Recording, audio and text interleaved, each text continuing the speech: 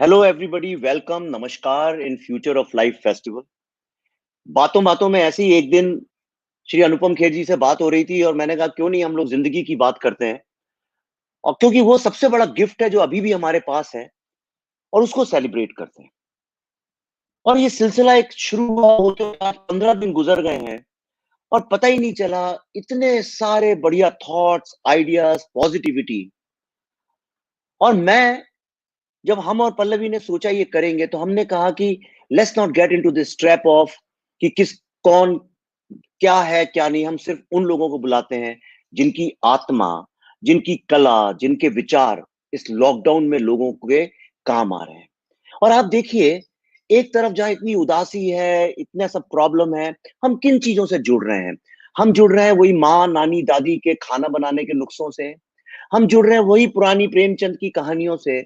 और हम जुड़ रहे हैं उस संगीत से जो शायद बहुत ज्यादा आपको आजकल ना दिखता हो, लेकिन जिसकी आत्मा अभी भी बरकरार है।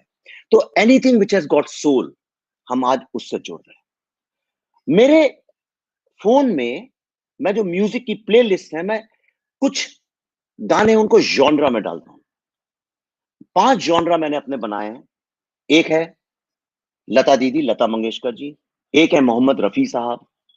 एक है किशोर कुमार साहब। और एक जॉनरा है आर डी बर्मन का। और एक जॉनरा है जो पिछले जब से लॉकडाउन हुआ है, रोज रात को अपने किचन में जाके मैं लाइटें बंद करके सुनता हूं। और उस जॉनरा का नाम है, नाम लेने की जरूरत है क्या?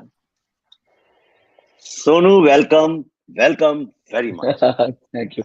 What a nice way to introduce me. Thank you. ऐसा मुझे कभी किसी ने इंट्रोड्यूस नहीं करवाया और आपने इतना कह दिया तो मैं पहले कह दूं, भाई और उनकी बहनों, मेरा गला बहुत खराब है। मैं दुबई में हूँ उस समय और यहाँ पे ना एकदम सूख गया पूरा वातावरण, एकदम जैसे एरिड डेजर्ट में होता है। और एक गायक के लिए बहुत सूखा गला होना बहुत खराब होता है। तो मच दो मुझे विवेक अग्निहोत्री जी से मिल की जो खुशी है, उससे उसके बराबर का दुख है कि मैं इनसे मिल रहा हूँ पर मैं अपने असली आवाज में नहीं बात कर पाऊंगा इनसे, क्योंकि आज थोड़ा सा गला मेरा नासाज है। पर प्लीज आप मुझे माफ कीजिएगा। बट सो कोई बात नहीं सच अ है। प्लेजर। और सैडली आप जहां हैं वहां पे वाईफाई भी नहीं चल रहा है, लेकिन कुछ फर्क नहीं पड़ता, आत्मा जोड़नी चाहिए। आत्मा तो जुड़ी हुई है ऑब्वियसली, और मैं आपको मैं कह चुका हूँ, हालांकि हम मैं सुनने वाले को बता दूं कि विवेक जी के पास मेरा नंबर नहीं है और मेरे पास इनका नंबर नहीं है, तो हम लोग फोन बडीज नहीं है। We are interacting, we are connecting through Pallavi जी।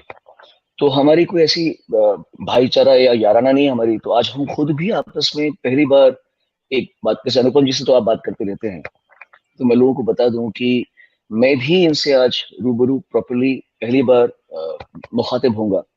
और I am so happy about the fact, because आपको यकीन नहीं होगा, मैं काफी बार ऐसा हुआ है कि इनकी बातें, आपकी बातें विवेक जी, आपकी बातें यूट्यूब में लगा के ऐसे आंख बंद करके लेट जाता हूँ। आप जो बातें कहते हैं, जो जो आप इंफॉर्मेशन देते हैं, जो उसके पीछे का मर्म बताते हैं, किसी भी, चाहे वो ट्रेजिडी हो, चाहे वो कोई थ्योरी हो, चाहे वो कोई फिलोसफी हो, I love people who can go into the finish off subject. और मैं हमेशा मानता हूँ कि जितना इंसान बारीकी में जाएगा उतना उसको भगवान मिलता है, खुदा मिलता है। हर चीज की डिटेल में ही भगवान बैठा हुआ है। तो आप जब बातें करते हैं तो मुझे बड़ा अच्छा लगता है। इसलिए आपके शो पे मुझे आके जो खुशी मिल रही है, इसका मैं आपको बयान नहीं कर सकता। तो thank you, but it's not about me, it's about you. तो जो लोग नहीं जानते, मैं बताऊं, जब मैं काफी दिन से काम कर रहा था टीवी इंडस्ट्री में भी, फिल्म इंडस्ट्री में भी। और मुझे हमेशा ये, जब मैं नया नया आया था सोनू, तो एक दिल्ली से आया था एडवर्टाइजिंग में, तो मेरा, मैंने सुन रखा था कि महफिल जमती हैं और रिहर्सल्स होते हैं। किससे सुने हुए थे कि सिंगर लोग आते हैं म्यूजिक डायरेक्टर के साथ, रियाज करते हैं। लेकिन जब मैंने अपना करियर शुरू किया तो मैंने देखा कोई रियाज करता नहीं है, कोई रिहर्सल के लिए आता नहीं था। इधर से वो चला गया, उधर से वो आ गया। तो एक दिन मेरी माँ यहाँ आई हुई थी, तो उन्होंने मुझसे कहा कि तुम क्या ये सुबह पड़े पड़े सोते रहते हो? देखो, बेटा हो तो वैसा हो जो नीचे वो अपना है सोनू, वो सुबह उठ के रियाज करता है 4-5। मैंने, आपको कैसे मालूम? कहने उसकी माँ ने बताया मुझे। तो तब से मेरे दिमाग में एक बात हमेशा चलती रही। और अभी मैं कुछ दिन पहले रिकॉर्डिंग कर रहा था, तो मैंने कहा यार इस सुर में नहीं गा रहे, कुछ ऐसा ऊपर नीचे नहीं लग रहा है, हालांकि मैं तो मास्टर नहीं हूँ। उन्होंने कहा चिंता मत करिए, ऑटो ट्यून कर लेंगे। तो मिक्सिंग इंजीनियर ने बोला सर चिंता मत करिए, संभाल लेंगे। I know. तो मैं आपको बिफोर वी स्टार्ट, आज मैं नहीं बोलूंगा, मैं सिर्फ सुनने आए हैं आपको विचार। पर मैं एक बात बताना चाहता हूँ, मैंने सोनू जी के साथ 2 गाने किए हैं। पहला गाना था हल्का हल्का सा ये नशा। वो गाना जो था, प्रीतम ने जब बनाया था तो वो फीमेल सॉन्ग था। It was supposed to be सung ओह ओनली अच्छा। By a female. ओके। या शुरू में आप कभी मिले, प्रीतम बताएगा, इट वाज फीमेल सॉन्ग। तो मेरा बहुत झगड़ा हुआ उसके साथ। तो मैंने कहा नहीं यार, ये तो फिल्म में सारे लड़के ही लड़के हैं और लड़की का गाने का मैं करूंगा क्या?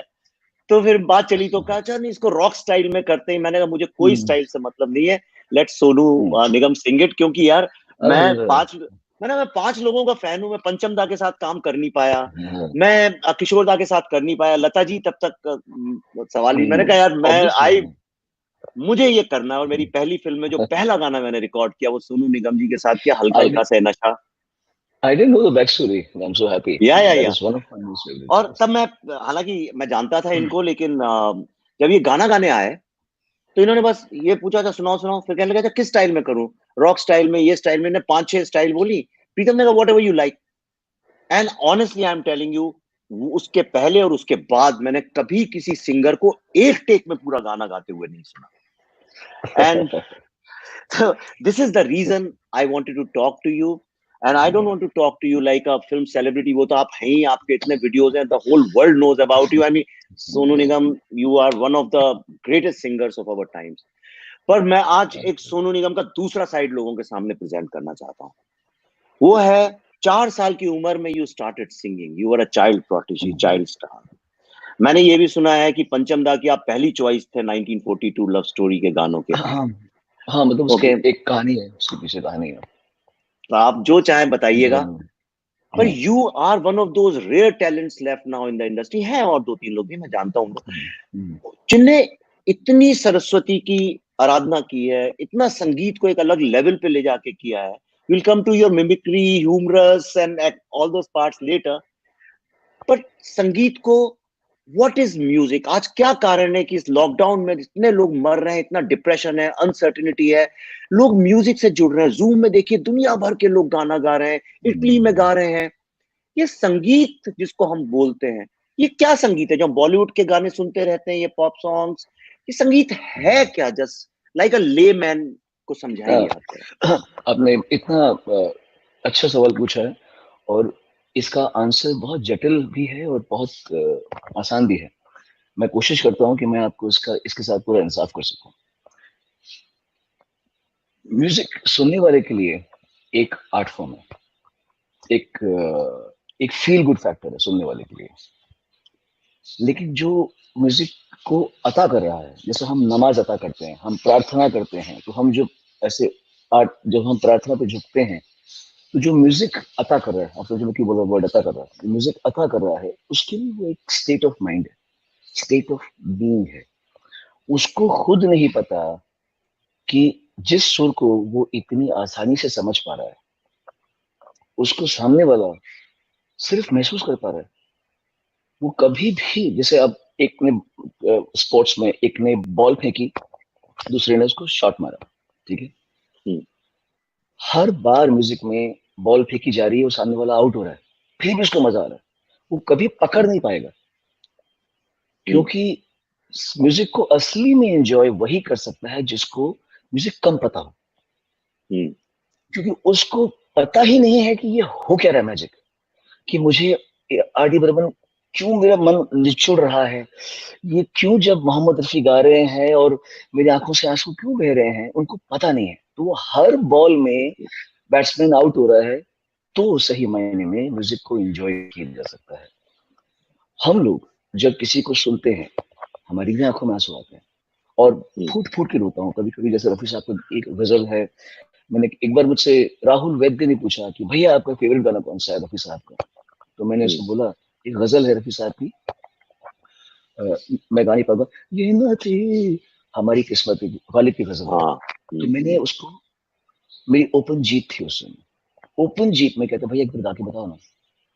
तो मैं ओपन जीप में जा रहा हूँ, मैंने अभी तक गर्म खूनी थे एकदम, ओपन जीप में बैठे हुए हैं, और अभी एंजॉय कर रहे हैं, लोग साइड से देख रहे हैं, भाई सोनू निगम सुनने जा रहे, तो हम वही उसमें थे। उस स्टेट ऑफ माइंड में मैं रफी साहब का ये गाना गा रहा हूँ और ऐसे आंसू दे रहे हैं मेरे, मैं ऐसे from that to this. So I am telling you how music also affects us, but हम लोग आउट नहीं हो रहे। हम हर बार छक्का मारते हुए भी आउट हो रहे। हर बॉल पे हम समझ पा रहे हैं कि लता मंगेशकर क्या कर रही है यार, ये मेहंदी साहब क्या गा रहे हैं, ऐसे क्या उन्होंने कर दिया है कि आंखों में आंसू आ रहे हैं। ये जो लोग नुसरत फतेह अली खान को सुनते हैं, उनको भी लगता है कि ये क्या हो रहा है, खान साहब क्या गा रहे हैं। किशोर कुमार जी कोई हरकत नहीं ले रहे, कोई बहुत ऊंचा ऊंचा नहीं गा रहे, लेकिन वो आदमी सिर्फ वो गा रहे, कुछ तो लोग कहेंगे, लोगों का काम है कहना। और वो उस लिरिक्स को ऐसा अंजाम दे रहे हैं कि जितना हम उसके बोल को समझ पा रहे हैं, उतना ही हम सिर्फ सिंगिंग और उनके प्रोनाउंसिएशन और उनके एनंसिएशन के द्वारा समझ पा रहे हैं कि ये लिखने वाला क्या कह रहा है। सो ये बड़ी अजीब सी चीज है।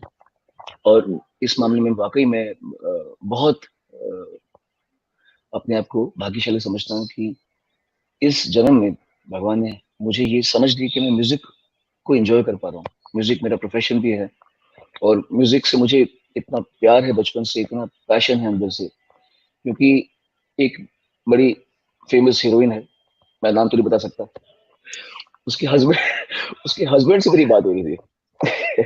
हस्बैंड अभी लास्ट ईयर इसी समय हम लोग कहीं अच्छा, बाहर मैं थे। गैस करता हूँ। नहीं, आप भी बता पाओगे। अच्छा। हम लोग कहीं बाहर थे, तो वो हस्बैंड फिल्म इंडस्ट्री से जुड़ा हुआ है, लेकिन वो किसी और जगह से जुड़ा हुआ है, तो ऐसे ही बैठा था। आई डोंट नो व्हाई यार, आई हेट म्यूजिक यार, आई हेट म्यूजिक। मेरे दिमाग में मेरा चमका कि यार हेट क्या होता है। पता है यार, I just don't like music, I hate it यार। Me and even my son hates music. और वो इतनी प्राइड से बता रहा है उस बात को, जैसे कि हम बोलते कि हमें बड़ी नफरत है भैया झूठे लोगों से, हमें नफरत है पापियों से, हमें बलात्कारियों से नफरत है, तो हमें संगीतकारों से नफरत है। मतलब वो ये मेरे सामने वही कह रहा था मुझे कि हमें तुम जैसे हाँ, बलात्कारियों से बहुत नफरत है भाई, मेरे भाई, मेरे बच्चे को हाँ। भी नफरत है तुमसे, तुम बलात्कारियों से। तो people who think like that also. So we are lucky that we have music in our lives and we know people who love music. चाहे वो हर इंसान गा सके बजा सके जरूरी नहीं है। अरे आप म्यूजिक को एंजॉय कर रहे हैं, चाहे बेसुरा भी गा रहे हैं, एंजॉय तो कर रहे हैं। इसका मतलब आपकी आत्मा जगी हुई है, आपको म्यूजिक छू रहा है। एक ऐसी चीज जिसको आप देख नहीं पा रहे, उसके साथ आप कनेक्ट कर पा रहे हैं। देखिए, आप सोचिए, दिखता कहाँ है, और ये कितनी अर्थली चीज है। अगर हम यहाँ से एटमोसफेयर से बाहर जाएं तो साउंड ही नहीं है, तो मेरा या सारे कहाँ जाएगा, जहाँ साउंड ही नहीं है।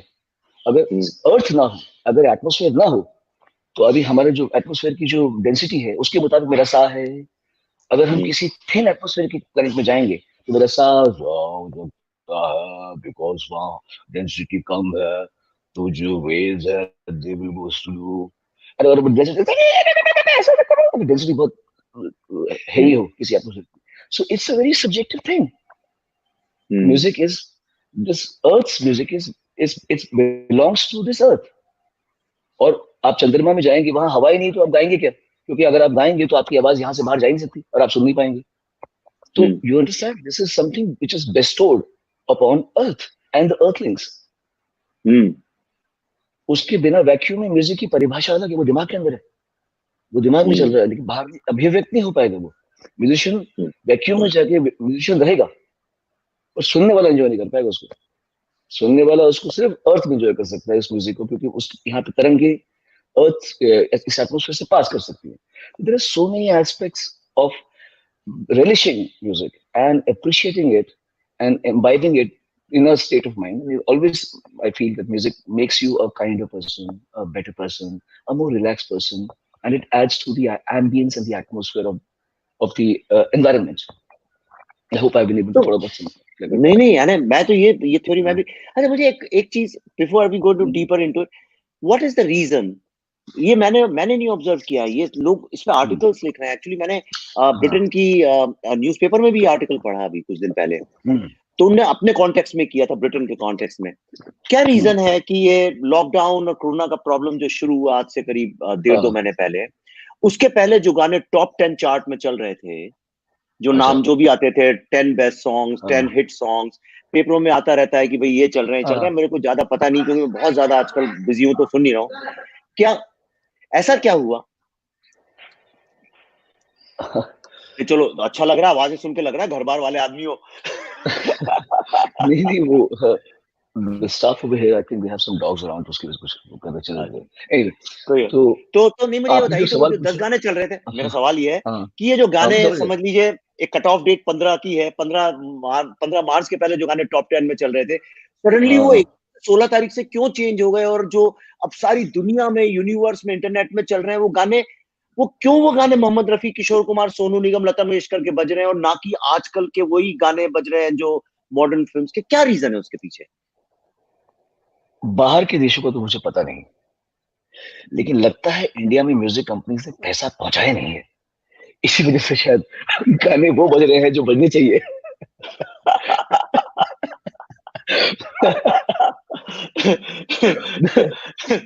नहीं, क्या लोगों का टेस्ट चेंज है एक दिन के अंदर? अरे नहीं, लोग अच्छा सुनते हैं विवेक जी, लोग अच्छा ही सुनते हैं। और अगर आप इंडिया में, तो क्या है कि मैं मेरे भारत को तो बहुत प्यार करता हूँ, प्रणाम करता हूँ, इस मेरे देश, मेरी धरती है। बट मेरा ये कहना है कि अगर कोई चीज दुनिया भर में चल रही है और उसको अगर बर्बाद करना हो और खराब करना हो, तो यहाँ उसका लेके आओ। भजिया पाव करना हो, तो यहाँ लेके आओ इंडिया में। मैं आपको हम्म। एग्जांपल देता हूँ, आपको मैं सबसे सटीक और सबसे इजी, अंडरस्टैंडेबल, रिलेटेबल एग्जांपल देता हूँ। वो है अमेरिकन आइडल का। ओके।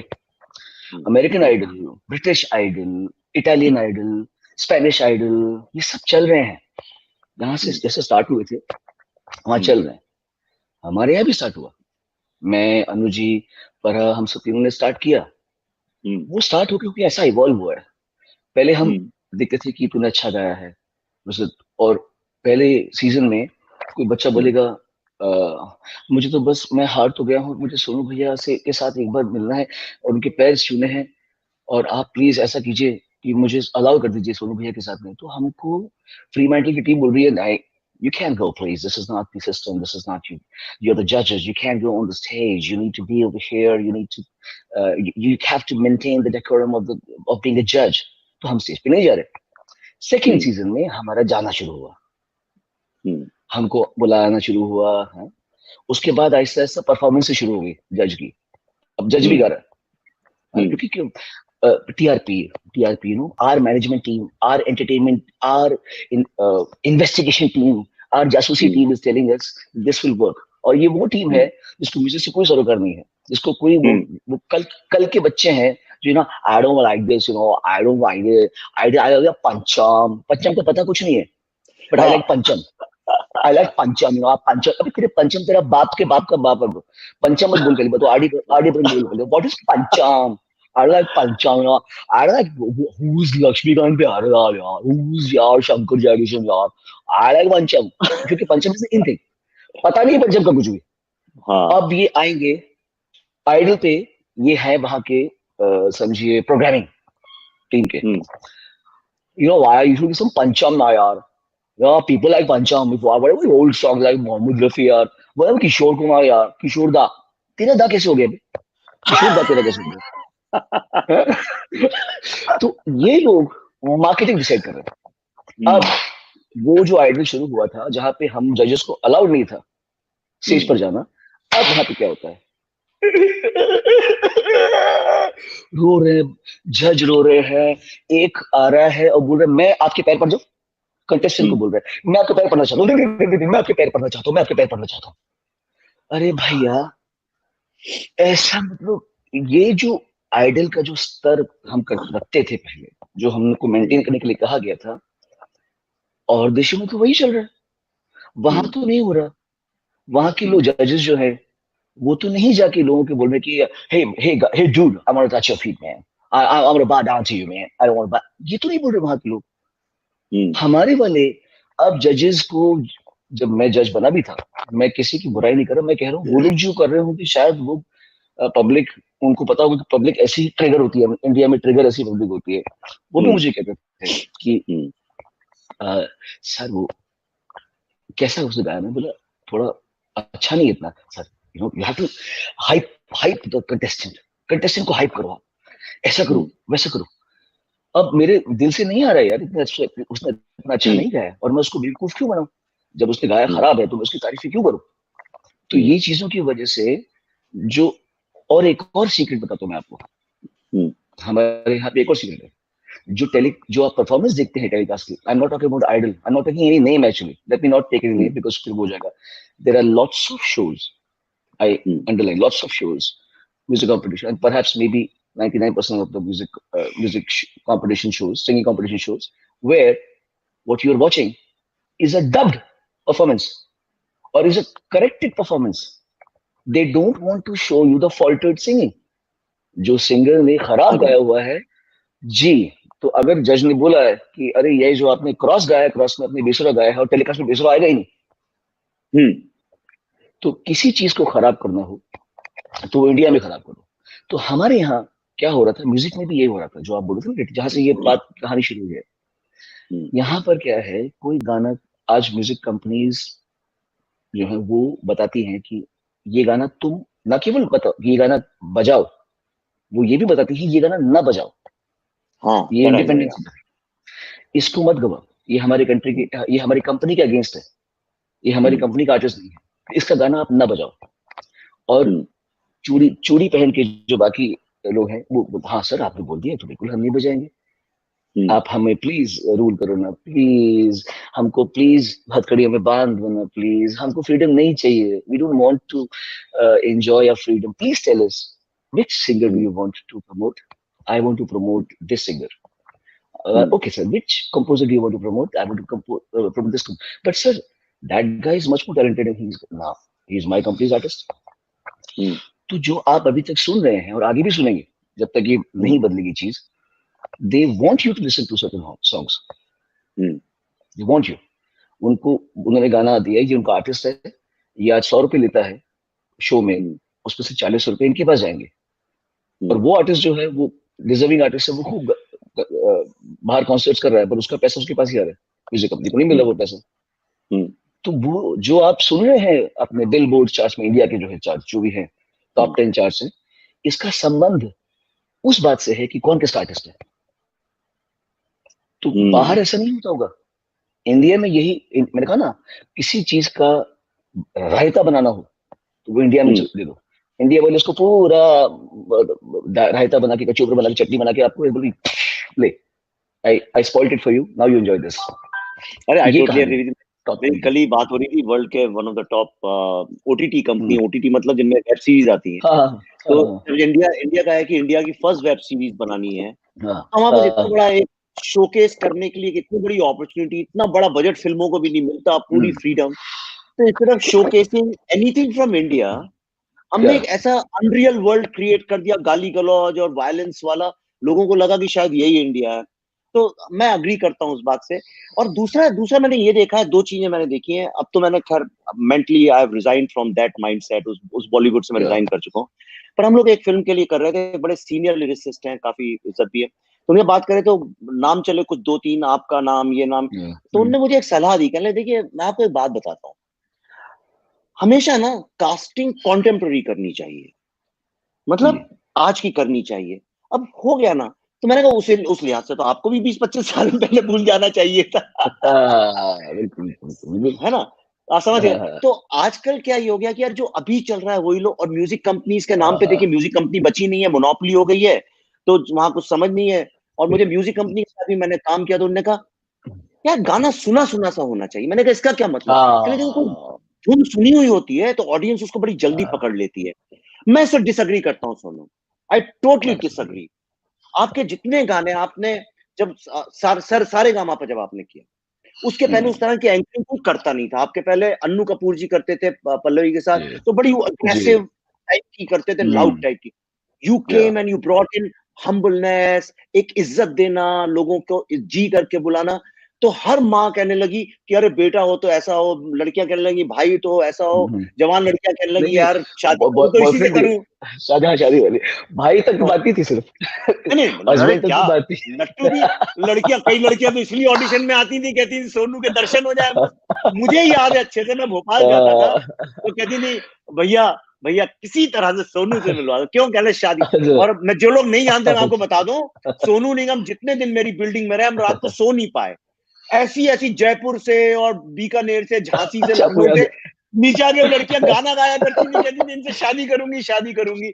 मैंने भी ऐसी फैन फॉलोइंग देखी नहीं सुनी हुई है राजेश राजेश खन्ना की, बट पर ये thank you, suddenly change good कैसे लक हो यू। गया ये सारे गामा में जो एक इतनी वार्म से ये अग्रेसिव लाउड एंकरिंग म्यूजिक में, डाइवर्स म्यूजिक से सडनली मोनोपोलिस्टिक म्यूजिक सुना सुना सा, ये what went wrong with the music in India and why?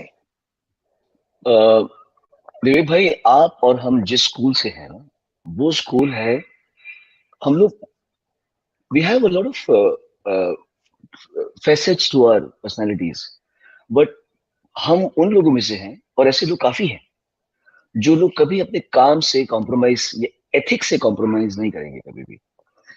हम सबका सम्मान है, ऐसा नहीं, मतलब मैं जानबूझ कर अपने को चेक करता हूँ कि मेरे दिमाग में भी कभी अकेले में भी सोच में भी किसी के लिए मलिस ना आए, क्योंकि मैं ये समझता हूँ कि आपको जब लगता है कि आप कुछ अकेले ही सोच रहे हैं, तो आप अकेले नहीं सोच रहे। एक है यूनिवर्स में, वो आपकी पूरी बीइंग जो है वो सुन रही है ये चीज को, चाहे आपको लग रहा है कि आप कुछ कह नहीं रहे, मन में आपके कुछ घूम रहा है।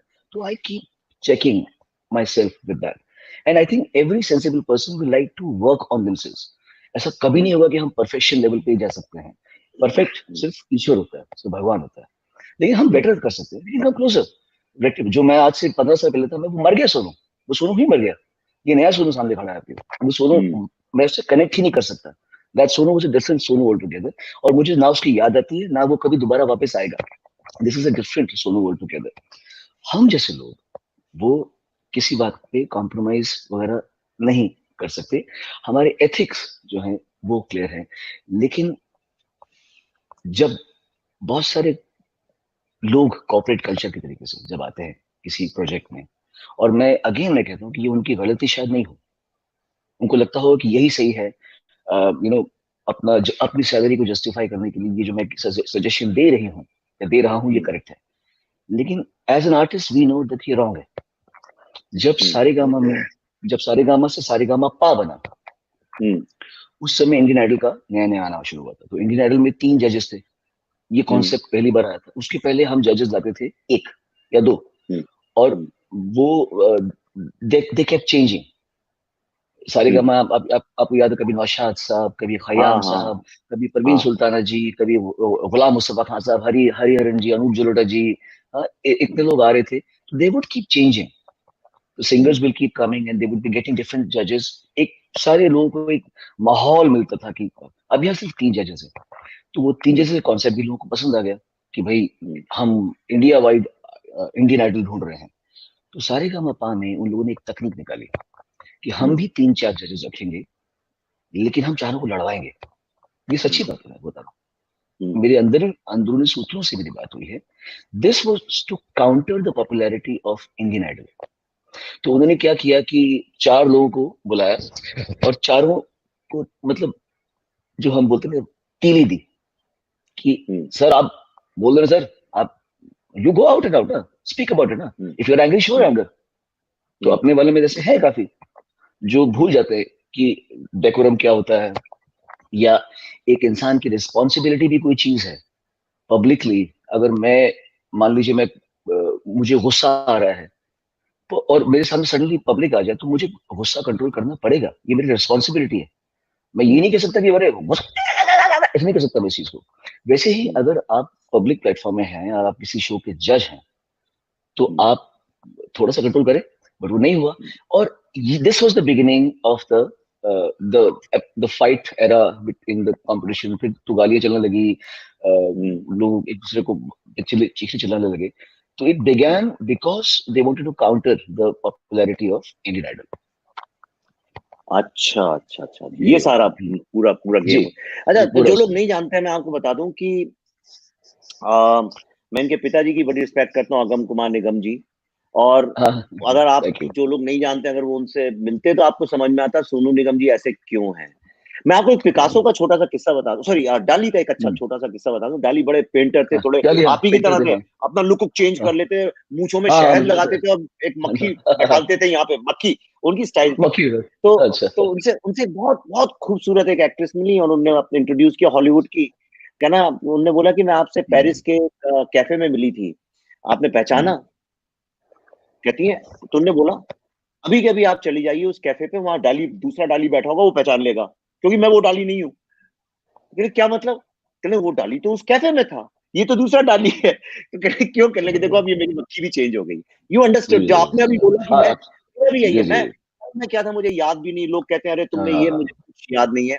पर लो हाँ। आपको बता दूं, सोनू ट्रेन सिंगर है, 4 साल की उम्र में कौन सा गाना गाया था आपने 4 साल की उम्र में, विच ब्रॉट यू टू? मैं no, let me rectify it. I'm not a trained singer. It's all self-trained.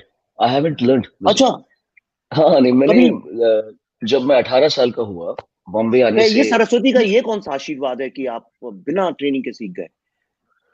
मैं एक तो क्या होता है, हम मैं ये मानता हूँ और मेरे ख्याल से कि ये सब चीजें सीखी सिखाई आती हैं।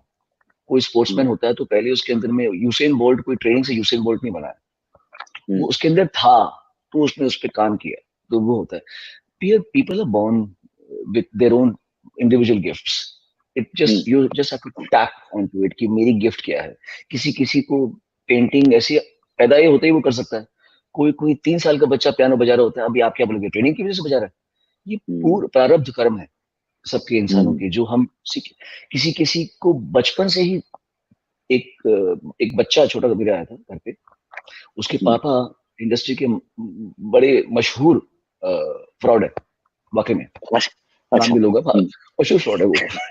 तो वो आया, वो हम्म, मेरे बेटे के साथ में कुछ हम्म, कुछ खेल रहा है और हम्म, सडनली उसकी मम्मी, बच्चे की मम्मी वस्तु लगी,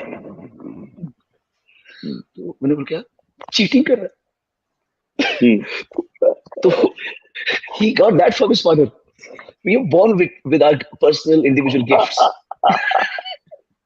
तो मुझे किसी किसी को क्या क्या मिलता है, लोग क्या क्या गिफ्ट लेके आ जाते हैं। तो हम्म, म्यूजिक मुझे जो मिला था वो मेरे पापा मेरी मम्मी की वजह से मिला था। दोनों बहुत ही कमाल के पर्सनालिटीज हैं। मम्मी तो नहीं हम्म, रही है अभी। मेरे पापा की आवाज, मैंने आज एक वीडियो पोस्ट की है, आप जरा सुनना उस वीडियो को। मेरे पापा ने गाया बिल्कुल। वक्त से दिन और रात, 89 की बात है, मेरा बर्थ 16th बर्थडे था मेरा उस समय। We both sang on stage. मेरे पापा का वो जो स्केल दिया गया था, वो रफी साहब के से आधा स्केल ऊपर। And he was hmm, like, Rafi साहब का गाना है वो, बहुत ऊंचा गाना है वो, it's a very high hmm, pitch song. तो आप हम्म, देखेंगे मेरे पापा ऐसे देख रहे, पीछे देख रहे हैं क्या हो रहा है, पीछे देख रहे हैं, ऐसे। और मैं पीछे से आई एम गेटिंग लिविड कि मेरे पापा का गाना खराब कर दिया ऊंचा स्केल देके, मैं चिल्ला रहा हूँ वहां से, और मेरे पापा ने गाना गा दिया बिना रोके। तो मेरे पापा अरे, इतने इतने मतलब अपने काम में इतना उनको कॉन्फिडेंस था। और मेरी मम्मी बहुत अच्छा गाती थी, उन्होंने थोड़ा सीखा हुआ था, और उनकी ताल वगैरह मेरे पापा से अच्छी है। उनके उनके सुर का जो समझ भी थी वो मेरे पापा से बेटर थी। तो दोनों का अच्छा अद्भुत कॉम्बिनेशन था। मैं तो जब हम्म, मैं पैदा ही हुआ था तो मुझे गाने में इंटरेस्ट था।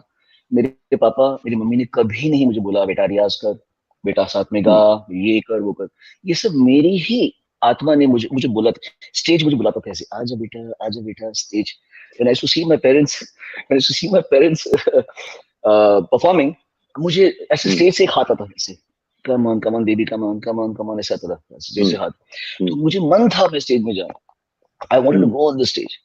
तो उस मैं दिखता था कि, और हमारे पास इतने पैसे थे नहीं कि हम लोग को इंस्ट्रूमेंट्स हो, एक हारमोनियम थी बस घर में। हम्म, मुझे शौक था परकशन बजाने का, ड्रम बजाने का। तो जब हम्म, बीच में इंटरवल होता था या शो के पहले, मैं ड्रम वाले अंकल को बोलता था, अंकल मैं आपका ड्रम बजा दूं? हाँ बेटे, they would like it actually. But then I would play the drum and I would practise it myself, क्योंकि I was to watch them play the drums. या परकशन में अपना सोफा लेकर टक टक टक टक टक टक मुझसे सब सीखा है मैंने। So it was all well, practice बहुत की है, बहुत लोगों को सुना, हम्म, लेकिन सीखा मैंने 6 महीना मोहम्मद ताहिर जी से बॉम्बे आने से पहले। अच्छा, क्योंकि मेरे पापा ने कहा कि बेटा तुझे जो काम के मुझे कंपोजर्स हैं वो मेरे पापा को बहुत समझ है, दुनियादारी की मेरे पापा को बहुत समझ है। मतलब हम्म, मैं फ्लेक्सिबल हूँ, मेरे पापा एकदम मतलब he he is one who is a very strong headed person. I know वो यार, मुझे बोलते थे बेटा, जो समझदार कंपोजर होगा वो तुझसे कभी कुछ नहीं पूछेगा, लेकिन जब तू गुरु घंटालों से मिलेगा तो बोलेंगे अच्छा बेटे ये कौन से राग में है बेटा, बताओ राग में। वो उदित नारायण को नहीं पूछेंगे कि ये कौन से राग में है, तेरी बेइज्जती करने के लिए बोलेंगे कि अच्छा बेटा ताल बताए कौन से ताल में, झपताल में है कि दादरा में है कि घाघरा में है, किसमें है बताओ। तो इसलिए तो बेसिक नॉलेज ले ले। तो मैंने 6 महीना मोहम्मद ताहिर जी से सीखा, एंड उस कम समय में उन्होंने मुझे बहुत सिखा दिया। थोड़ी बहुत याद राग वाग सिखा लिए, उनके थोड़ी बहुत सिखा दिए क्या क्या किसी का अलंकार होते हैं, और मैं जल्दी सीख भी गया। Then I get to Bombay, वहां पे सीखने का मौका ही नहीं कुछ भी, यहाँ तो सिर्फ स्ट्रगल चल रही है। पर जो मैंने गाने गाए, रफी साहब के वर्जन्स गाए, मुकेश जी, ये किशोर कुमार जी, लता जी, आशीष जी, वो मेरी प्रैक्टिस का समय था। मेरी लेग प्रैक्टिस बहुत तगड़ी हुई, जो भी मैंने वर्जन्स गाए, और मैं सीखा सीखा बहुत उससे। फिर 96 में, सारे 96 में हाँ 95 के एंड में उस्ताद गुलाम मुस्तफा खान साहब सारेगामा में आए एज अ जज। तो मेरा ये मानना है कि शिष्य गुरु को पैदा करता है, शिष्य ढूंढता है कि मुझे कौन चाहिए गुरु। तो मेरे मेरे आत्मा ने बोला कि मुझे ये गुरु दिखता है। इतने लोग आए थे, शिष्य ने बोला कि मुझे इस उस्ताद के पास जाना है। कुछ बैकग्राउंड नहीं पता मुझे, ना मैं उनको गाने क्लासिकल म्यूजिक सुनना था उनका बहुत ज्यादा, मैं बड़े गुलाम अली खान साहब सुनता था। अच्छा, didn't know Parveen him Sultan, well, आप जानते नहीं थे उनके आई म्यूजिक डोंट को इतना ज्यादा? नो, हाँ बिल्कुल नहीं, I hadn't heard of him. यहाँ आके सुना मैंने कि यार एक खान साहब है, बड़ा अच्छा है, सिखाते हैं और गाते भी हैं बहुत अच्छा। तो जब मैं मिला तो शिष्य ने गुरु को आह्वान किया, शिष्य ने गुरु को बुलाया, ऐसे आह्वान किया कि आप मुझे अपनी शरण में लो। तब मैं गया, मैंने 1.5 साल उनसे सीखा। उन्होंने मुझे रियाज का जो तरीका बताया वो मैं आज भी इस्तेमाल करता हूँ।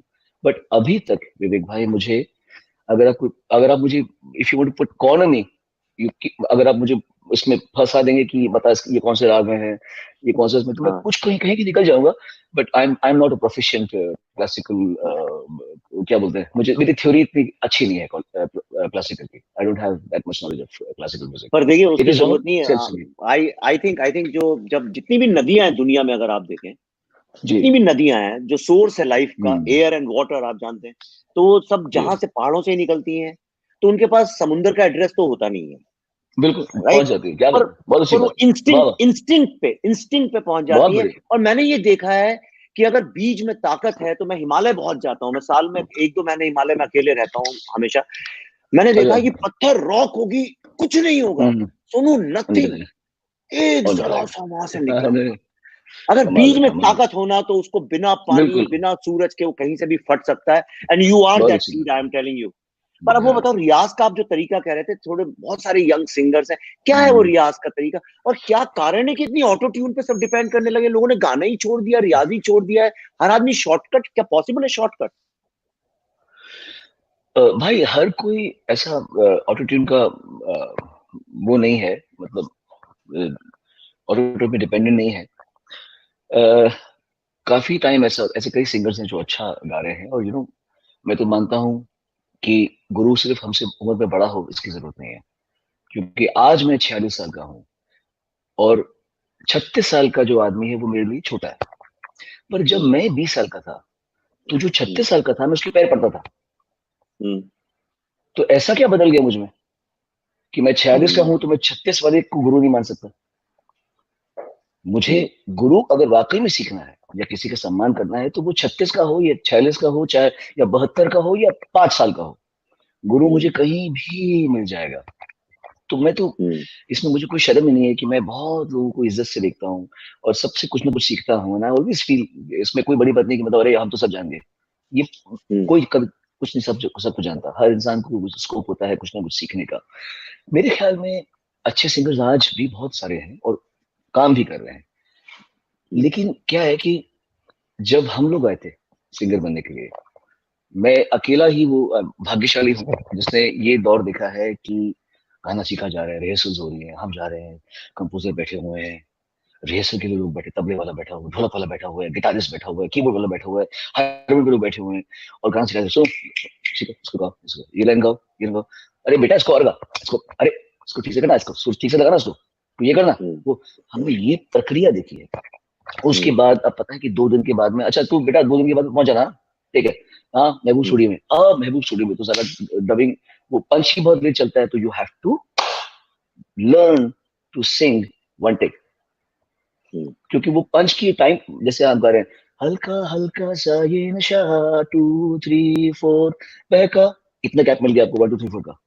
अब वहां जो पंच है वही 4 बार का है, हल्का हल्का सा ये नशा 1 2।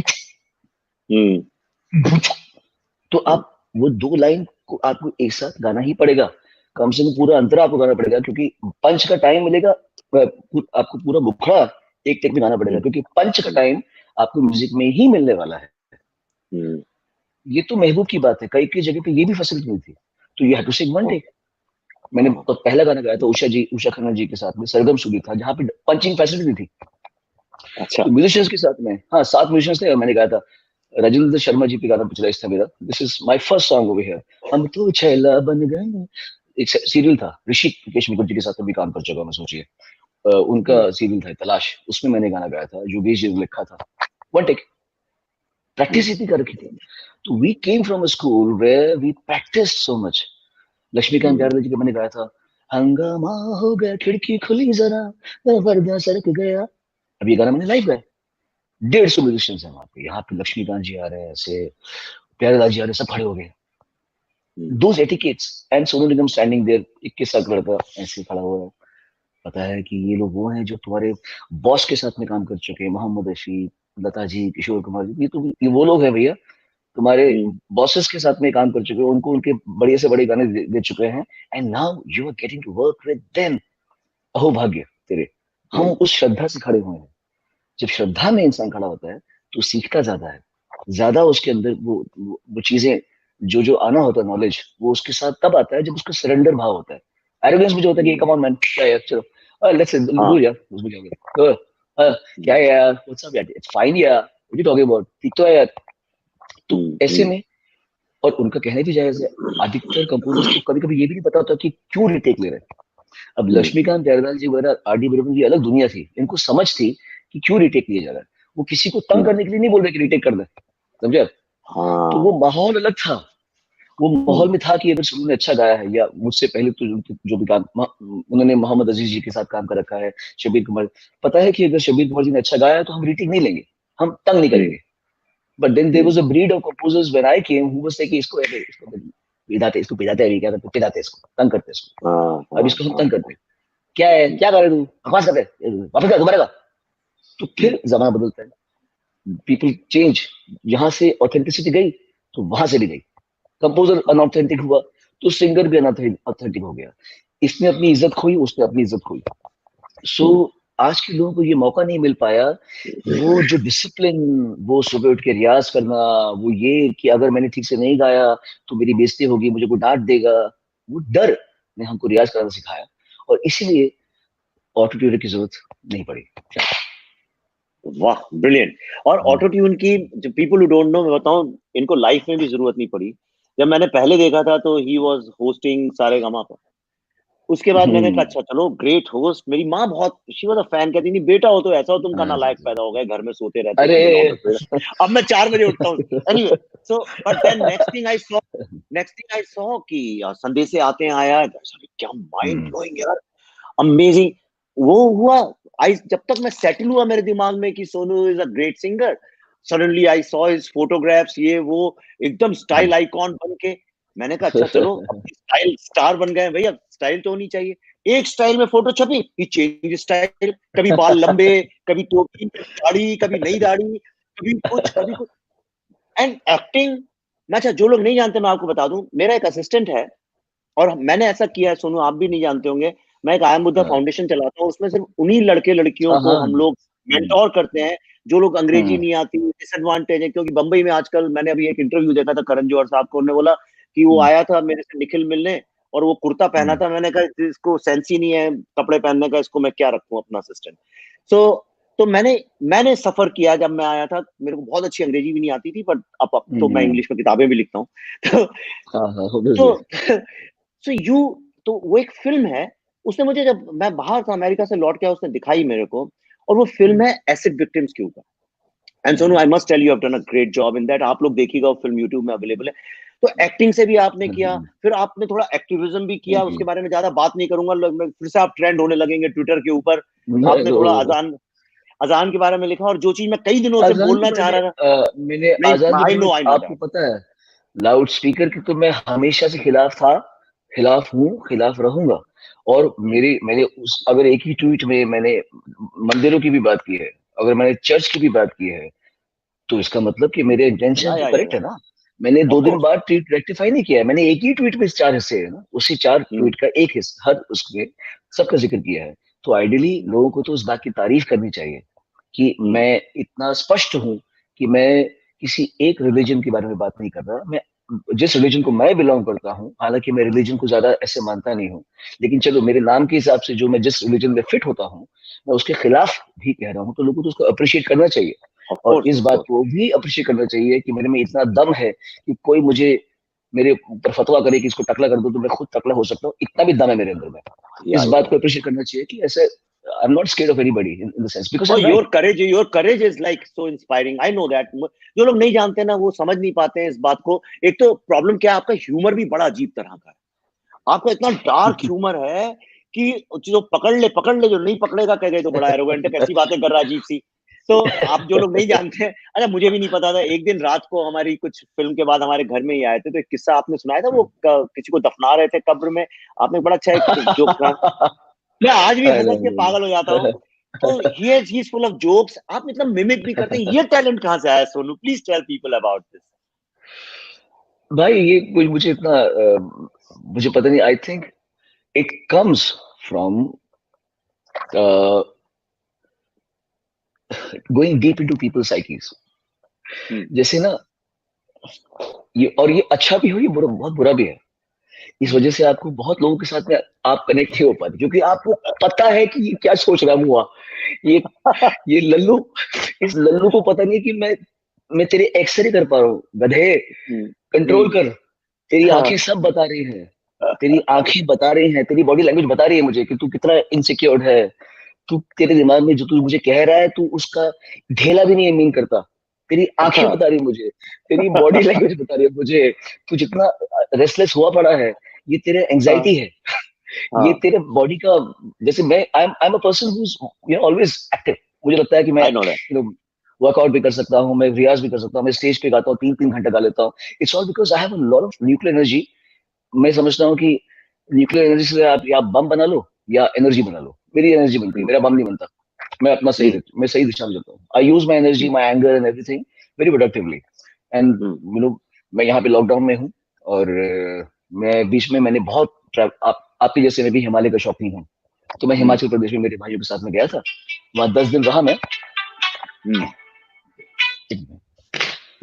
10 दिन पहले वहां रहा, खूब खाया हम लोगों ने, घूम रहे हैं सारे भाई लोग, मंदिरों में जा रहे हैं, पहाड़ों में जा रहे हैं, झरनों के नीचे खड़े हो रहे हैं, फिर मैगी खा रहे हैं। तो मेरा वेट बढ़ गया था, आई गेन, मैं 81 हो गया था इन 1.5 months। I am 76।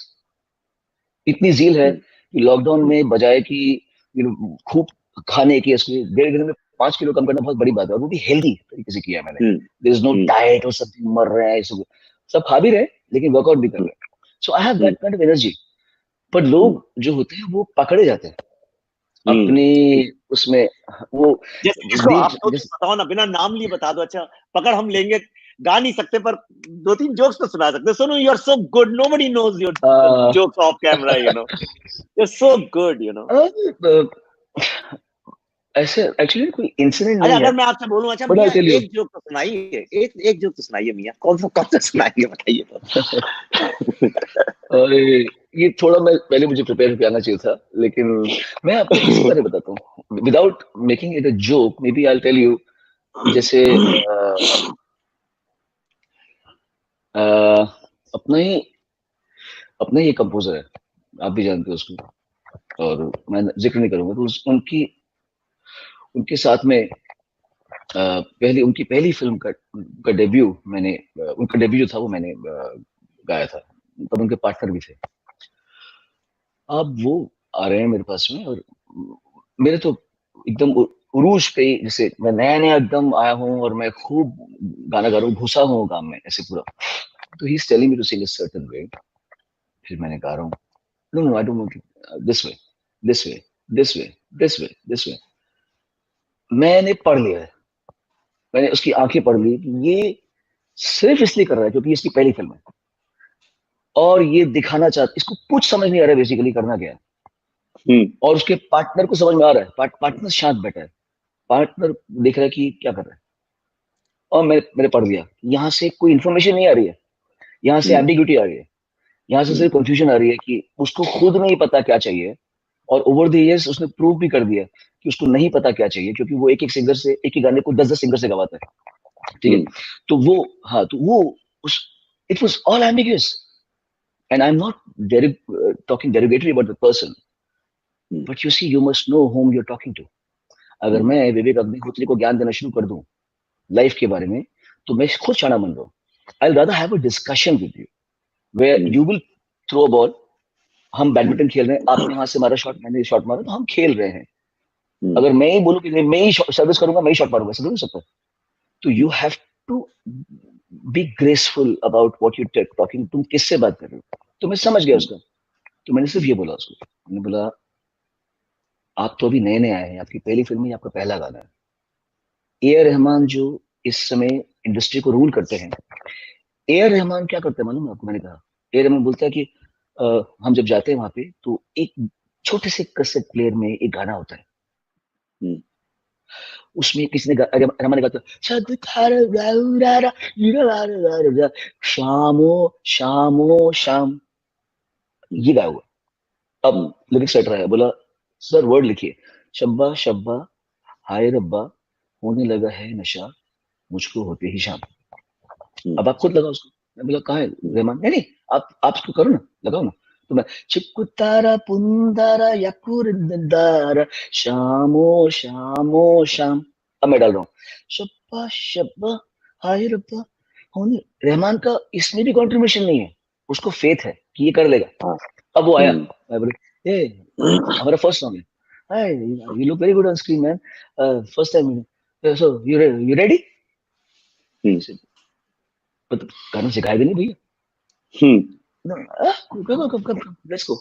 आप यकीन नहीं मानेंगे, माइक पे गए, उसने मुझे गाना सिखाया नहीं जो मैं गा रहा हूँ। बोला, nice nice man nice, okay can you just sing it like this, okay okay can you take a breath over here, okay can you do this. He knew what he wanted. तो singer को कुछ तकलीफ नहीं हो रही कि यार ये क्या बोल रहे हैं यार। तो समझ में आ जाता है कि आप, just because you're a composer, that doesn't mean you have to follow a hierarchy. You see, just because कोई composer है, composer या singer बड़ा नहीं होता। बड़ा होते हैं लता मंगेशकर जो कि गायक है, बड़ा होते हैं सलील चौधरी, एस डी बर्मन, शंकर जयकिशन, बड़े ये होते हैं। जस्ट बिकॉज तुम कंपोजर की श्रेणी में आते हो, तो तुम बोलो दीदी, यू नो पंचम was, you know, created all the song। अभी तो पहले वहां पहुंच तो जा। पंचम created all the song, but who sang it? Kishore Kumar, Lata Mangeshkar, Asha Bhosle, Mohammad Rafi. So you're not big because of your just your what you call your fraternity or your profession. You're big because of your own personal caliber. तो उस वजह से क्या होता है कि आप इतने ज्यादा इंट्यूटिव हो जाते हैं लोगों के बारे में, तो फिर आप उसमें से ह्यूमर निकालना शुरू करते हैं कि अबे यार तू क्या कर रहा है यार तू। वहां से मिमिक्री वहां से आती है। मिमिक्री ह्यूमरस जो क्या बोलते हैं, interpretation of very tragic situation, वहां से आती है। मैं कभी आपसे अकेले मिलूंगा तो आपको मैं एक नई और खुद की भोगी हुई घटना सुनाता हूँ, वो भी कब्रिस्तान से रिलेटेड है। किसी की मैयत पे मैं गया था, और वहां पे क्या हो रहा था मैं आपको अभी नहीं बता सकता, but I will tell you. वो ट्रैजिक सिचुएशन थी और मैं भी रो रहा था, लेकिन जो वहां पे हो रहा था उसमें सिर्फ और सिर्फ humour, because you are able to go inside their heart and souls and see ये कर क्या रहे हैं साले। तो then you could make out humour, you could take out humour out of the tragedy. मैंने देखा, मैं एक ही बार गया था, एक बहुत बड़े फिल्म स्टार के फ्यूनरल पे गया था मैं। तो वहां पे बाकी लोग जो जितने आए थे लोग, तो आते थे वहां, चुकते थे पाँव उनका, वो करते थे, बाहर आके दूसरे से कहते थे यार इसका साला इनिशियल अच्छा लग गया यार, सीरियसली। तो मैंने भी देखा है, मैंने भी ये देखा।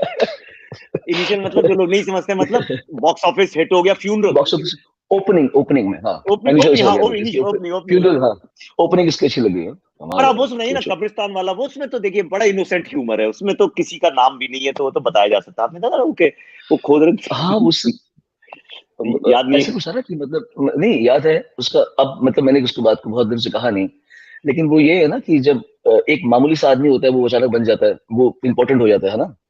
हाँ, अ, अ, दफनाने में। हाँ, दफनाने में। तो मैं ऐसे ही बता रहा था इनको, ये एक्चुअली जावेद साहब इस बात का जिक्र करते थे। तो हम लोग मिलके ये सब बातें जब करते थे, वो ये था कि जब किसी की मैयत होती है, तो बेचारे जो बहुत बड़ा आदमी है वो तो ऐसे होता ही है, लेकिन एक मामूली सा आदमी, चाहे म्यूजिक डायरेक्टर का कोई असिस्टेंट हो या साइड में खंजरी बजाता हो या वो करता हो, क्योंकि उसको पता होता है कि वो कैसे दफनाते हैं, उसके पीछे क्या क्या फॉर्मेलिटीज होती हैं, तो उस पे जोक था। पर जो मैं आपको अभी नहीं बता सकता, बिकॉज मैं बताऊंगा तो लोग समझ जाएंगे मैं किसकी बात कर रहा हूँ, इसलिए मैं नहीं कह सकता। वो अगर आप सुनेंगे तो आप पागल हो जाएंगे, क्योंकि वो प्रत्यक्ष भुगता हुआ मैंने, मैंने, मेरे साथ हुआ है वो, अब ये किसी ये और तो से नहीं अब बात की दिस इज, अब फिर तो अब वो सबको आग लगा के मेरे पीछे लोग मुझे मार डालेंगे। There are some so many thousands of people, कहीं Vivek ji this is not. some people, some things are reserved for your हाँ, own eyes and your own ears. या और फिल्म इंडस्ट्री तो भरी पड़ी है ऐसे लोगों से जिन पे अगर आप अरे ह्यूमर देखने लगे तो आप पागल ही हो जाएंगे वो ह्यूमर देख देख के। तो बहुत बहुत बहुत। So what is next now, अब कहाँ जा हाँ रहे हैं सोनू निगम का नेक्स्ट री इन्वेंशन? अच्छा, people don't know he is a composer. आपने विक्रम घोष के साथ वो म्यूजिक किया था मेरे दोस्त की फिल्म में, जल हाँ फिल्म में। हाँ हाँ, जल्द That बना was दिया था। wonderful. Sonu has done thank music you. videos. He has composed songs. Where are you heading now? अब तो आपका बेटा भी गाता है ना? मेरे बेटे गाता है, बट बस को मेरा ये मानना है कि मैं उन माँ बाप जैसा नहीं कभी होना चाहूंगा जो बच्चों के खुदा बन जाते हैं। मैं नहीं बनना हम्म, चाहता। I don't want to be hmm, god for my son, hmm, because मैं उसके प्रवाह को रोकना नहीं चाहता। वो हम्म, इतना अच्छा बच्चा है विवेक भाई, इतना एंजेलिक है, इतनी प्रिस्टीन सोल है वो उसके जिंदगी में कंपटीशन नाम की चीज नहीं है। हम्म, वो एक खुश बच्चा है, जॉयस हम्म, बच्चा है, मुझसे बहुत ज्यादा इवॉल्व है वो। मैं उसकी उम्र में जब था तो मैं कुछ नहीं था उसके आगे। He is a hmm, much better version of me, जो मैं अब जाके समझ रहा हूँ जिंदगी में, वो समझ के आया पैदाइशी।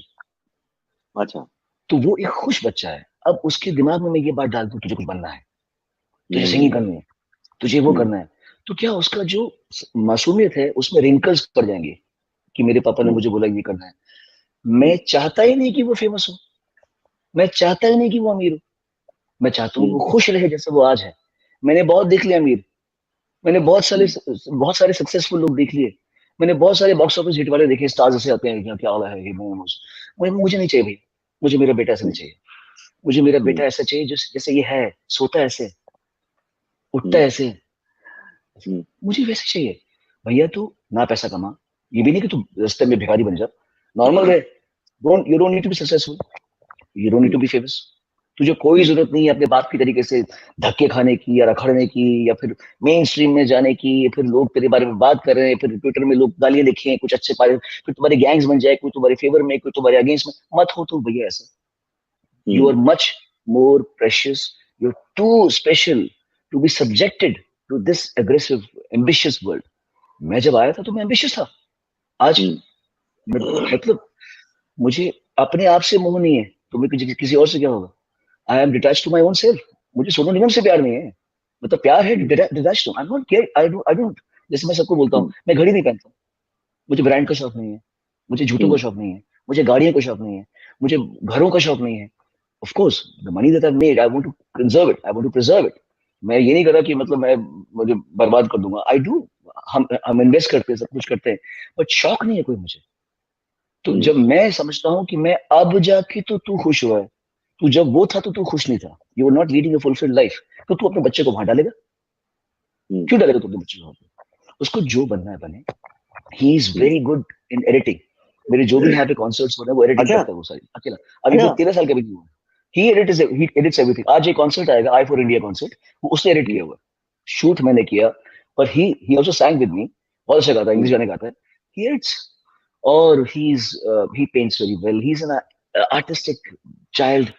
मैं उसको कभी भी एक बार भी उसको मैंने नहीं कहा कि ओए रियाज किया कर, ये क्या कर। मैं बोलता हूँ तू फिट रहे, खुश रहे, हर चीज को हम्म, थोड़ा सीख लो, क्योंकि हम्म, मेहनत कभी वेस्ट नहीं जाती। बट तुझे कुछ हम्म, बनना है, ये नहीं जरूरी। तो आपने मुझसे पूछा ना what next, nothing sir. Nothing, You don't know. I have no ambition, Good. I have no aim, मुझे कुछ बनना नहीं है, मेरे को कुछ 5 साल बाद में कहाँ हूँ मुझे कुछ नहीं पता, I am going with the flow. बहुत तैर लिया मैंने, बहुत तैर लिया, तैर लिया, तैर लिया, तैर लिया, अब मुझे जहां नदी लेके जा रही है मुझे वहां जाना है, मुझे कुछ नहीं चिंता, मुझे यहाँ दिख रहा है, मुझे नहीं यहाँ जाना, यहाँ जाना, ऐसे नहीं करना मुझे, आई am very happy in my space, so there is nothing next, what ever is next will show, will अनरेवल itself, मुझे कोई जरूरत नहीं सोचने की या बोलने की। वाह क्या बात है। और मेरे ख्याल से दिस इज एग्जैक्टली आज सारी दुनिया भी यही बात कर रही है कि थोड़ा है थोड़े की जरूरत है और सादा जीवन हाँ बच्चों इतना। बिल्कुल, इधर जो लोग नहीं, बिल्कुल मैं एक बिल्कुल एक आप बिल्कुल। एक लोगों को एक बात बताता हूँ। सी लोगों का जो कैरेक्टर होता है ना, वो वो बॉम्बे टाइम्स में क्या छपता है वो नहीं होता है, लोगों का कैरेक्टर होता है जो बॉम्बे टाइम्स में नहीं छपता है वो होता है। तो मैं कई लोगों को बताऊं, यहाँ हमने एक शो किया भारत की बात, और भारत रात की बात ऐसे हाँ शोज हाँ, कौन कोई ना तो स्पॉन्सर करता है ना पैसे देता है, हमने कहा करते हैं हम्म, चलो।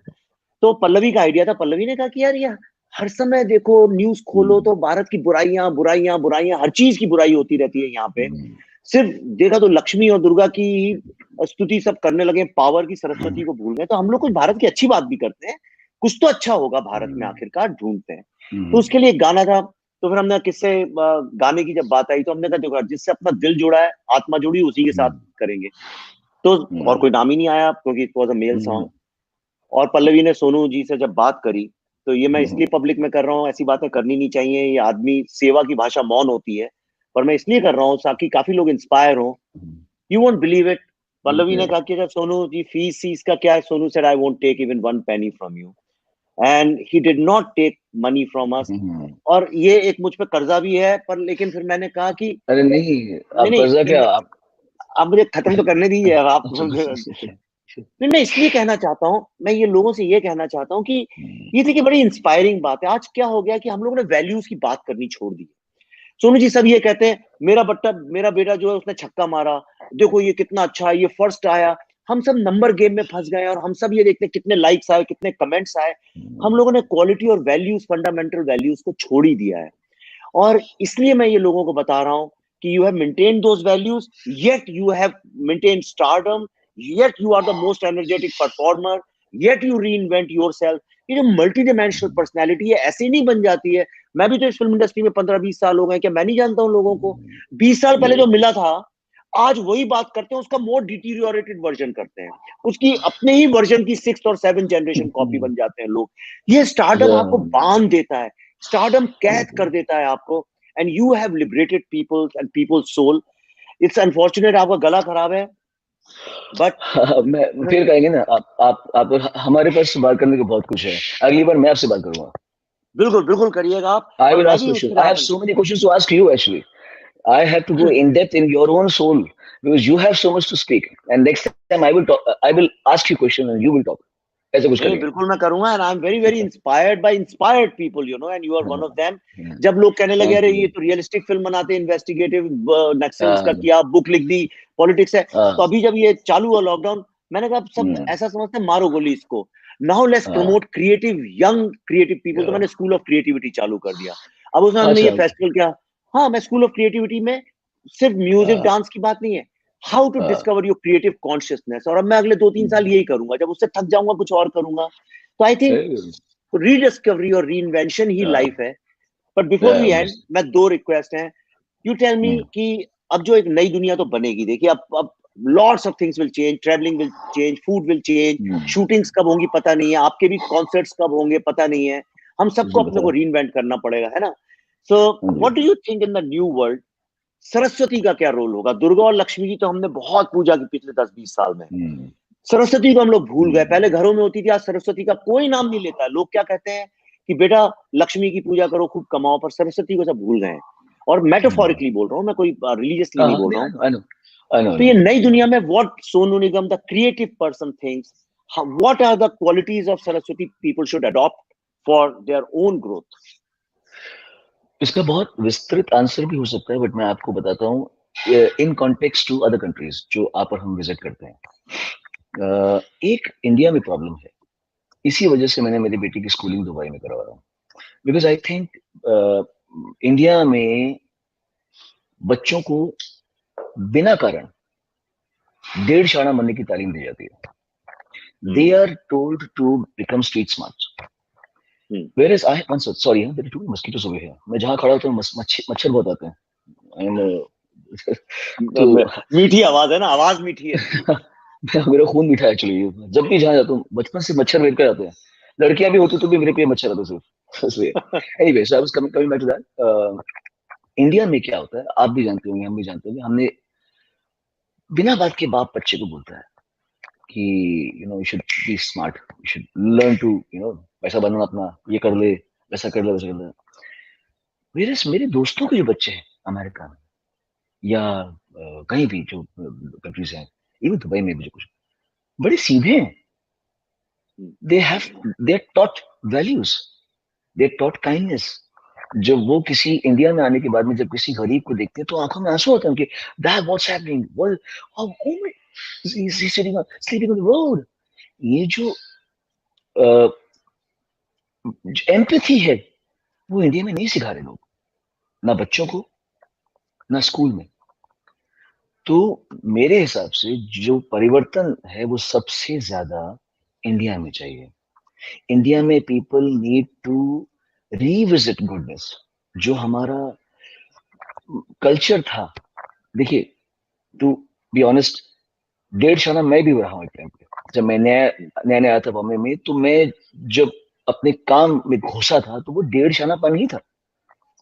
To be sweet to people, because this is how I had to crack into the system, to be nice to people, to it worked for me then. But अगर जो जैसे किसी सेल की वॉल होती है, अगर वो वॉल इतनी थिक ना होती तो मुझे इतना स्मार्ट होने की जरूरत नहीं पड़ती, इतना ब्लंट और या पॉइंटेड होने की जरूरत नहीं पड़ती. I could have been easier, malleable and still made it in the industry. लेकिन यहाँ पर क्या है, सिस्टम इतना अग्रेसिव है, यहाँ पे बहुत ज्यादा ऐसा कुछ है जो अब शायद बदलेगा. अब बदलेगा. ये जो है ना, जब लोग बोलते थे कि हम गाने बनाते हैं, स्टार तो हम बनाते हैं, तुमको हम पैसे क्यों दे, तुमको ब्रेक तो दे दिया. ये शायद जिस दिन लोगों को समझ में आएगा कि no one person can take credit of, जैसे कल होना हो, क्या ये किसी एक को क्रेडिट जाता है, क्या ये सिर्फ जावेद अख्तर जी को जाता है, क्या मुझे जाता है, शाहरुख. ये कलेक्टिव कार्मिक ब्लेसिंग्स हैं हम सबकी, from Shankar Ehsaan Loy to Javed Akhtar to Karan Johar to Shahrukh Khan to Sonu Nigam to everybody involved in the process. Nikhil Advani जो डायरेक्टर थे उस फिल्म के, जो एक बंदा बोलता है देखा मैंने क्या गाना लिखा या मैंने क्या गाना बनाया, वो आदमी को ये इस समय अकल आएगी कि देखो भैया, there is something else happening. मेरा ये मानना है कि लाइफ की कहानी हम इंटरप्रेट कुछ और कर रहे हैं, असलियत कुछ और चल रही है. मेरा ये पक्का मानना है कि इस कहानी को हम समझ नहीं पा रहे. ओनली बहुत समझदार लोग गहराई में जाते हैं और बोलते हैं अरे यार ये तो मैं कुछ और समझ रहा था, कहानी कुछ और है. तो जिस सरस्वती की आप बात कर रहे हैं वो सिर्फ म्यूजिक, वो जो फिटनेस जो मैंने कहा था वही बात, जो एक फाइनल न्यूएंसेस की बात है, वो लोगों को समझ में आए तो इस पूरे लॉकडाउन और ये जो पूरा माहौल है इसका कुछ अच्छा सामने आएगा. अगर लोगों ने फिर वापस शुरू वही कर दिया, बाहर आए और फिर से शुरू कर दिया, I have to now make up for my losses man, अरे फिर वो सिर्फ हो जाएगा. So people have to now understand there is a higher power. वो टेक ओवर कर लेता है. जैसे कोई बच्चा बहुत मस्ती कर रहा है, कर रहा है, तो एक बात, अभी रुक जा, अभी तेरी मैं ठुकाई करता हूँ. तो ये वो हुआ है, एक बाप आया, एक माँ आई है झाड़ू लेके, बोला तेरी सफाई करती हूँ, बहुत चल रहा था. तो ये जिनको समझ में आएगा उनकी जिंदगी बेहतर हो जाएगी. जिनको समझ में नहीं आएगा उसको फिर मतलब वो इस सफाई में धुले ही नहीं है. They haven't really washed themselves. They are not coming out clean from this churning that's happening, and it's kind of a washing machine. सब धुल रहे हैं, तो धुलने को तैयार हो तो धुल जाएगा, नहीं तो वो ऐसे रहेगा, धुलेगा नहीं. Beautifully said. I mean, this interpretation can come from only an original person, ये interpretation, ये जो aggression of denial है, एक तो denial है, नहीं जी हम तो बहुत अच्छे हैं और हम तो बड़े ये है ना. अच्छा, और हर माँ बाप अमेरिका को गाली देगा, कॉन्वेंट में अपने बच्चे को पढ़ाना चाहेगा, बच्चे को पूरा बॉलीवुडीकरण. मैं हमेशा कहता हूँ इस शो में भी मैंने बोला है, बच्चा पैदा होगा तो बॉलीवुड के गाने, बच्चे का मुंडन होगा तो बॉलीवुड के अगेंस्ट में, मैं तो रोजी रोटी यही चलती है. पर मेरा कहने का मतलब ये है, मुंडन में भी वही गाने, उसके बर्थडे में भी वही गाने, उसके जनेऊ में भी वही गाने, शादी में भी वही गाने, और फिर कहते हैं कि इंडिया में कोई आर्ट की रिस्पेक्ट नहीं करता और हमारा शास्त्रीय संगीत बड़ा अच्छा था। तो ये जो हिपोक्रेसी है ये टूटनी चाहिए, और मेरे ख्याल से अब लोग मैं समझ रहे हैं इस बात। बताइए। सॉरी, मैं एक और बात कहते कहते मैं रह गया था आपकी बात को जोड़ते हुए। हुँ, हम इंडिया के बाहर जब जाते हैं तो उनके बच्चे सुर में गा रहे होते हैं विवेक भाई। उनको यस, बचपन मैंने से देखा। एक साज सिखाया जाता है, चाहे वो सिंगर हो या ना हो।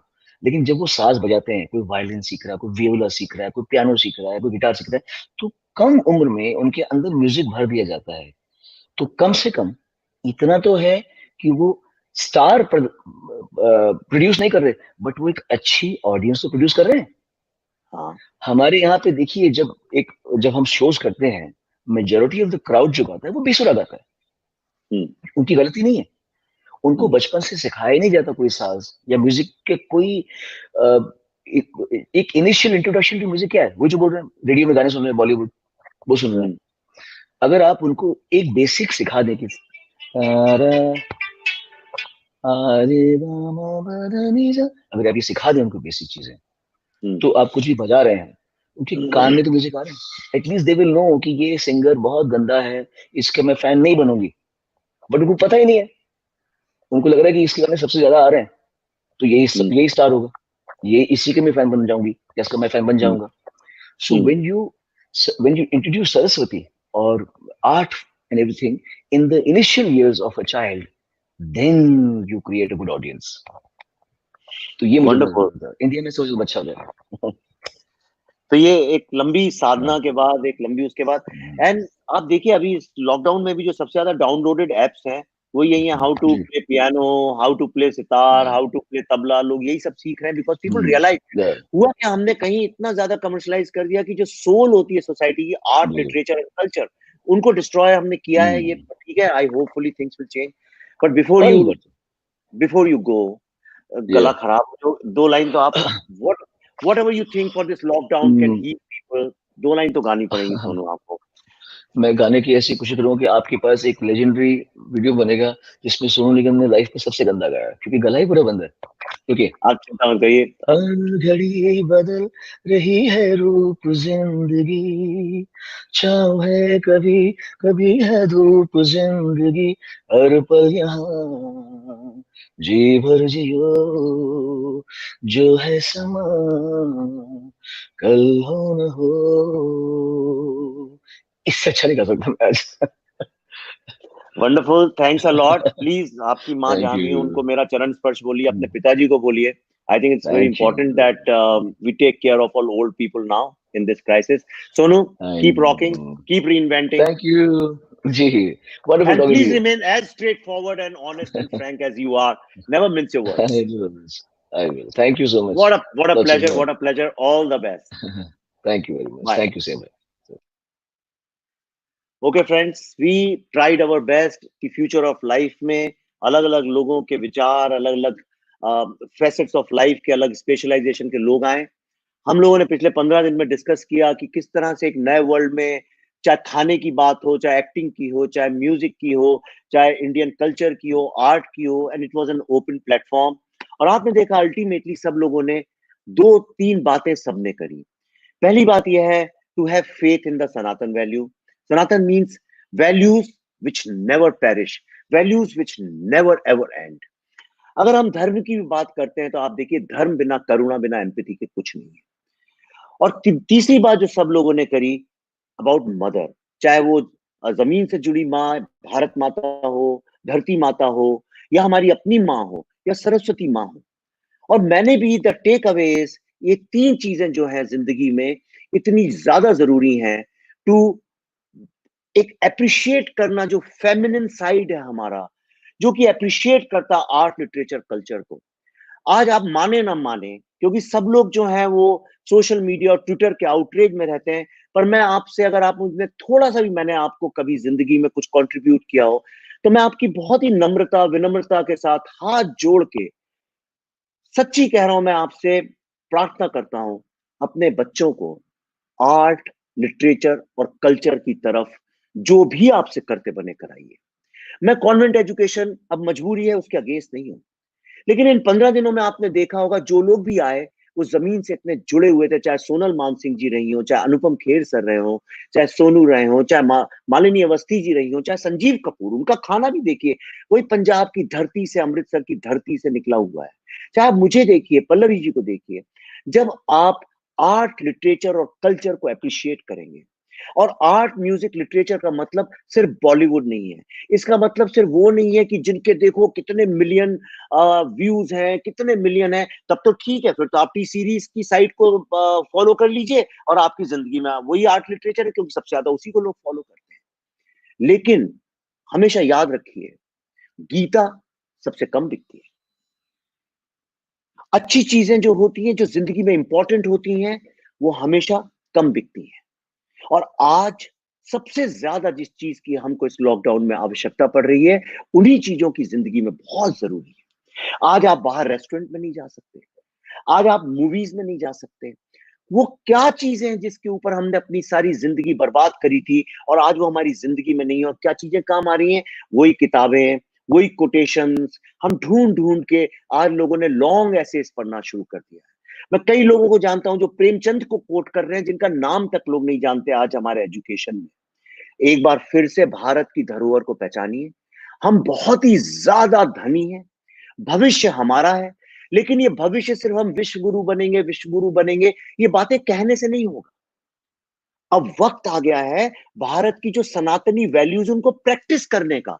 ये लड़ाई सिर्फ अब वाक्य युद्ध की लड़ाई नहीं है, अब ये कर्म की, अपने प्रारब्ध की लड़ाई है। और मैं आपसे बहुत दिल पे, अपनी आत्मा से कह रहा हूं, मेरा दिल रोता है जब मैं देखता हूं कि भारत जैसी पावन रिच भूमि में आज सिर्फ चंद लोग, भारत आगे ना बढ़े इसलिए हर समय हमारे को कल्चरल, एक कॉलोनाइजेशन, एक कल्चरल वॉर के तहत भारत गुजर रहा है। एक सिविलाइजेशनल वॉर है, इससे बचिए।